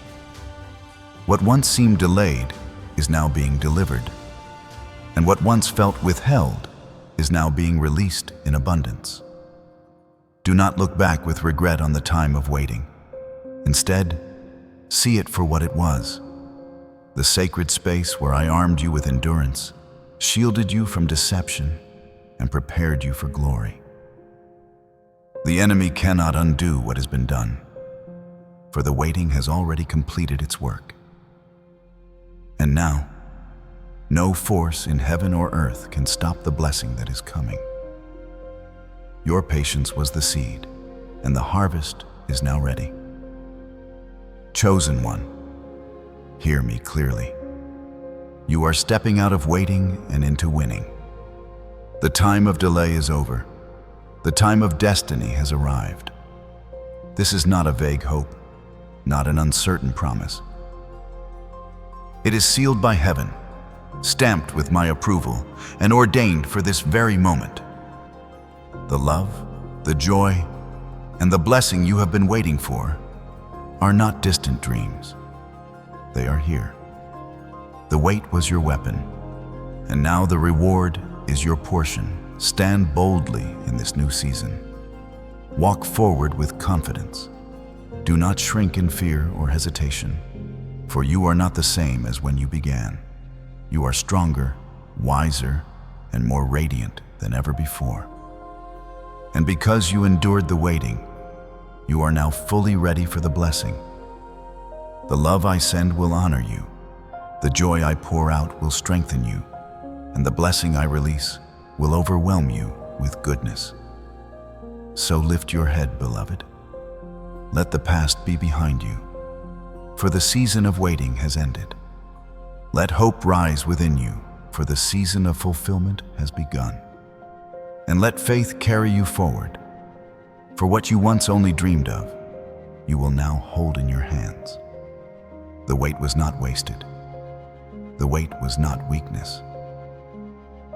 The wait was your weapon, and now the victory is yours. Chosen one, step into it, for the time is here. Number 11, their words can't stop what's coming. Chosen one, do not let the weight of their words rest upon your spirit, for the sharp tongues that sought to cut you, the whispers that tried to poison your hope, and the mocking laughter that attempted to reduce your faith. All of it is powerless in the face of what I have ordained. Their words cannot stop what I have written. Their insults cannot undo what I have already approved. Every cruel remark, every doubt they hurled at you, is nothing more than empty noise when measured against the eternal sound of my promise. They thought their words could shape your destiny, but I alone am the author of your story. They imagined their judgments could define you, but I alone hold the pen that writes the chapters of your life. And I have already declared that your ending is victory. They spoke as if their opinions carried authority, but their voices hold no power in heaven. My decree is final, my will unshakable, and my plan unstoppable. Their words may have echoed loudly in your ears, but in my presence, they dissolve like mist before the rising sun. Beloved, understand this. Human voices cannot cancel divine promises.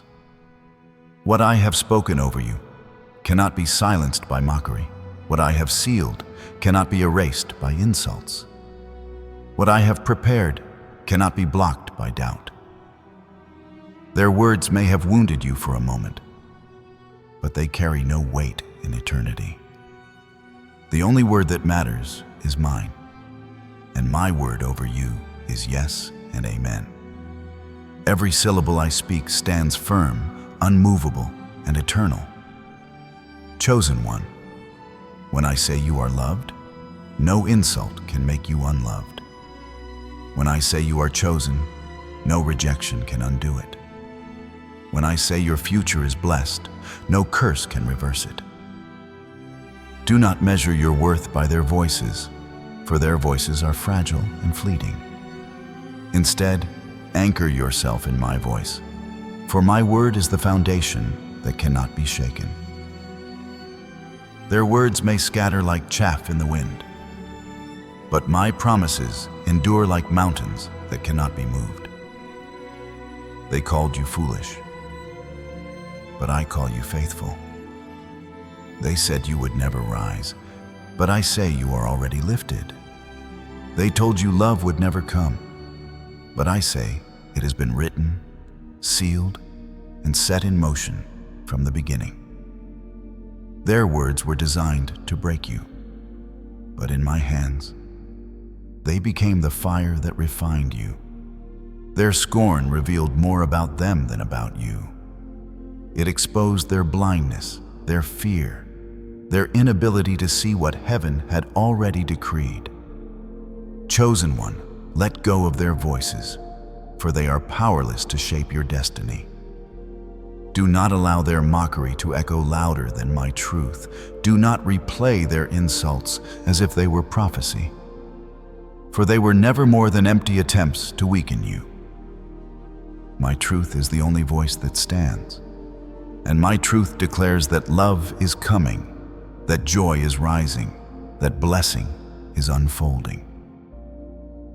Nothing spoken against you can stop it. Nothing uttered in secret can delay it. Nothing declared in malice can erase what I have ordained in love. When the love I have prepared arrives, it will silence every voice of doubt. Their mocking will wither into silence. Their laughter will collapse into awe. Their insults will be swallowed by the undeniable evidence of my faithfulness. They will see what their words could never stop: the fulfillment of promise, the unfolding of blessing, the revelation of my hand upon your life. And they will realize that their words carried no power at all. Chosen one, you must understand. Their voices do not sit upon the throne. I do. Their opinions do not command angels or write destiny. I do. Their doubt cannot alter the path I have designed, for I guide your steps with wisdom that surpasses their understanding. Their rejection cannot outweigh my approval, and their accusations cannot erase my grace. You are mine, and my word is final.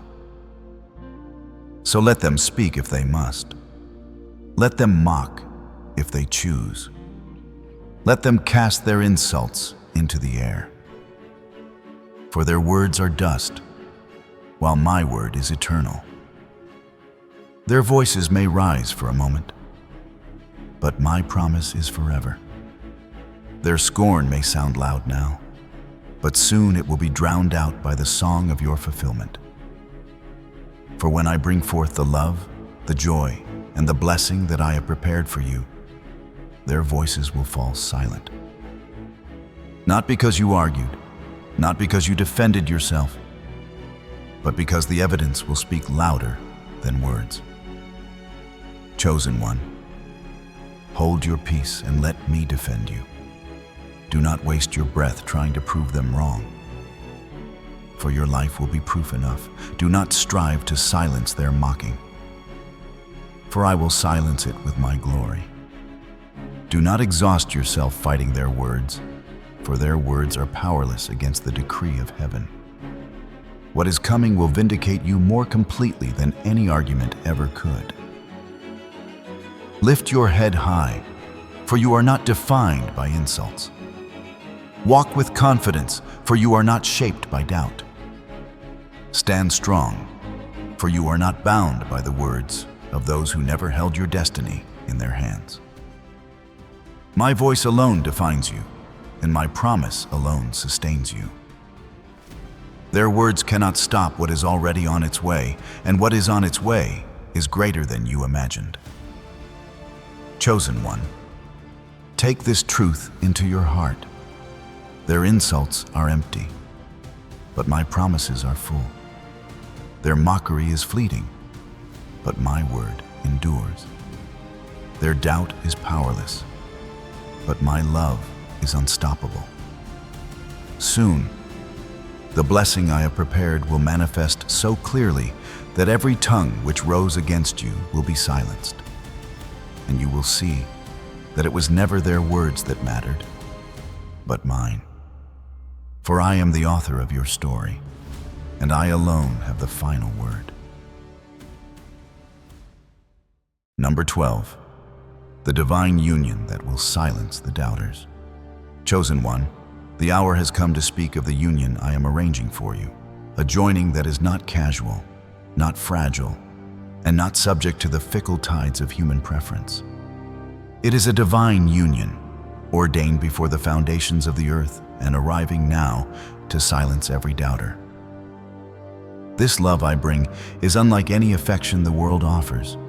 It is not a temporary solace or a shallow companionship patched together by convenience.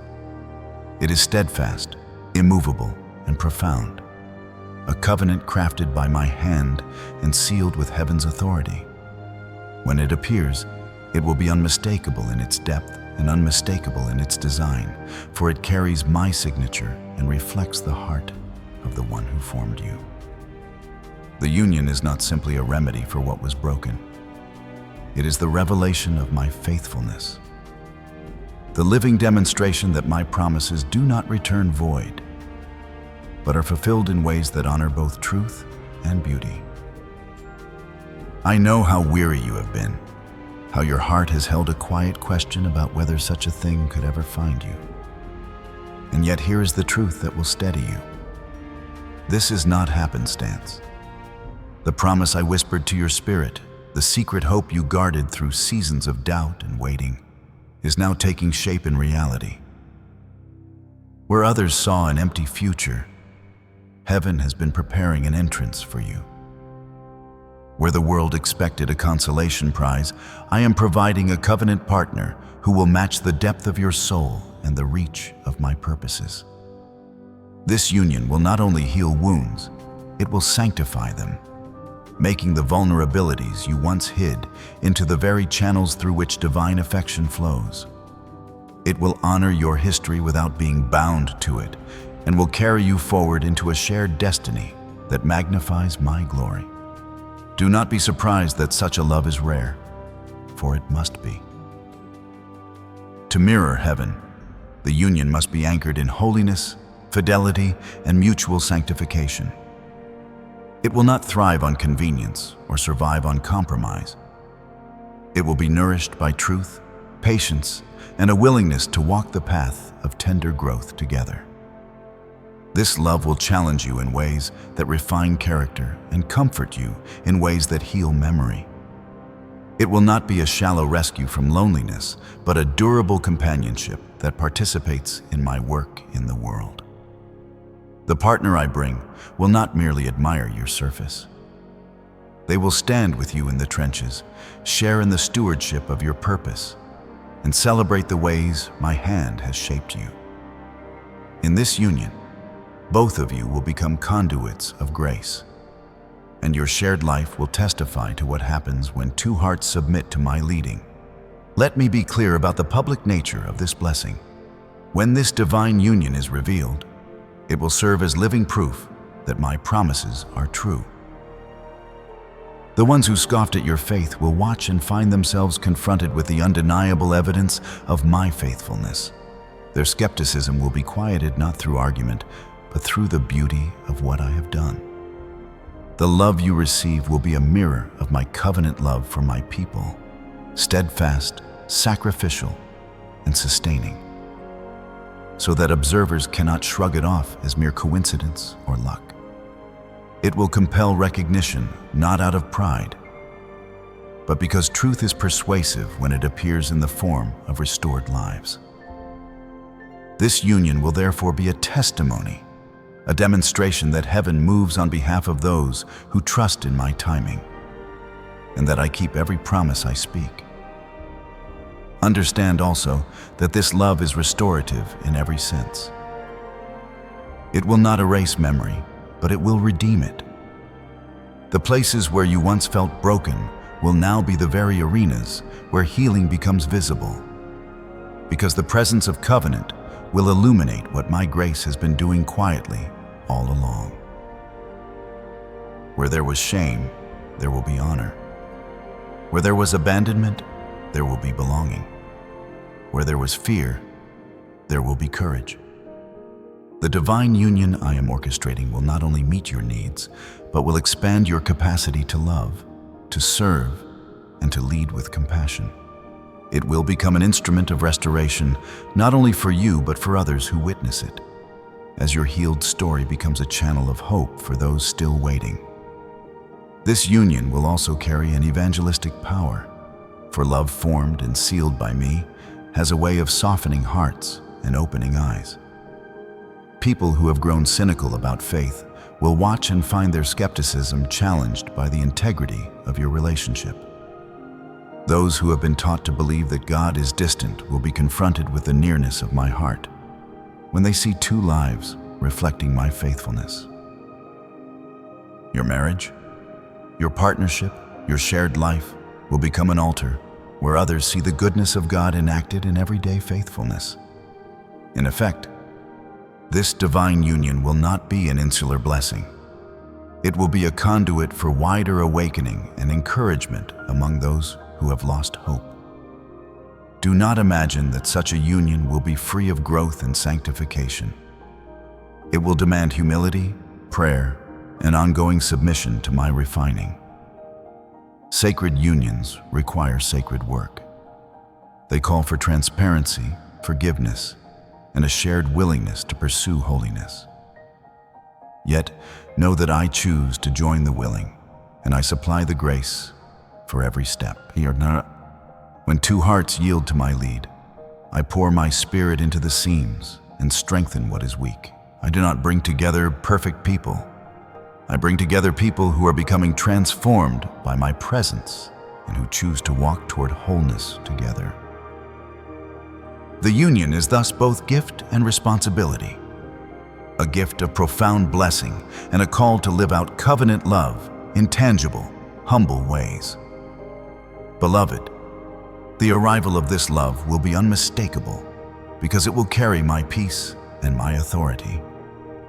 There will be a clarity in it that dispels confusion and a depth in it that silences shallow pursuits. It will not be straw in a field. It will be a cornerstone laid with heavenly intention. You will recognize it not by glamour, but by the way it steadies you, the way it honors the past without being captive to it, and the way it partners with your calling. This is the union that will honor the sacredness of what I have formed in you and the sacredness of what I am forming in the other. Together, you will steward a covenant that reflects my heart for restoration and for faithful love. When this union is unveiled, it will not be merely a personal joy. It will be a public proclamation that I am faithful to fulfill my word. The doubters will be silenced, not through condemnation, but through the undeniable goodness that flows from two lives joined in my name. Their astonishment will only amplify the testimony, for nothing convinces like the visible evidence of restored life. Your union will declare that heaven cares about the particulars of human longing and moves to satisfy them when my people trust. It will announce that my promises are not abstract ideals, but living realities that enter into daily life. So take heart, chosen one, and walk expectantly into this unfolding. Tend your inner life with prayer and humility. Continue to cultivate the fruit of the Spirit within you and prepare to welcome the one I bring with a heart purified by waiting and seasoned by grace. This divine union will mark a season of deepening joy and steady purpose. It will embody my faithfulness and proclaim my name. It will heal, it will inspire, it will stand as living proof that I keep my word. When the world watches, let them see not only two lovers, but a covenant forged by heaven, a reflection of my unending love for my people, and a union that cannot be separated by anything on earth. Beloved, the promise is real. The covenant is imminent. The divine union is coming, and with it, the silence of every doubter, the confirmation of every whispered hope, and the unfolding of a life that bears my mark in glory. Prepare to receive what I have approved, for it will be more than you hoped and exactly what your soul has longed for. Beloved, I thank you for your perseverance in listening to every word. Your steady attention is the sign of a heart prepared for my next word. You have stayed through the quiet and the conviction, and that patience is precious to me. Remember my word. You were chosen before the first breath. Your wounds were never wasted. Your waiting was never idle. And every rejection has been part of a redirection toward a love sealed by heaven. In the ashes I worked. In the ruins, I raised an altar. In the silence, I was arranging a witness. Do not forget. My approval outweighs every human no. My truth exposes every lie, and the love I bring will do more than heal. It will testify. If this word has moved you, speak it aloud with those who stand beside you. Share a testimony, request prayer, or type, "I receive this word," so a community of faith can stand with you. Let your affirmation gather other hearts. Let your voice be the bridge that brings courage to someone still in shadow. Share this message with those whose voice has been silenced by shame, with relatives caught in storms of doubt, and with friends who fight battles that are not theirs. Do not hoard hope. Give it away. Subscribe and turn on notifications. Heaven is not finished speaking. Each word I send is timely, and there are more openings of my heart to come. By subscribing, you tune your life to the rhythm of my voice.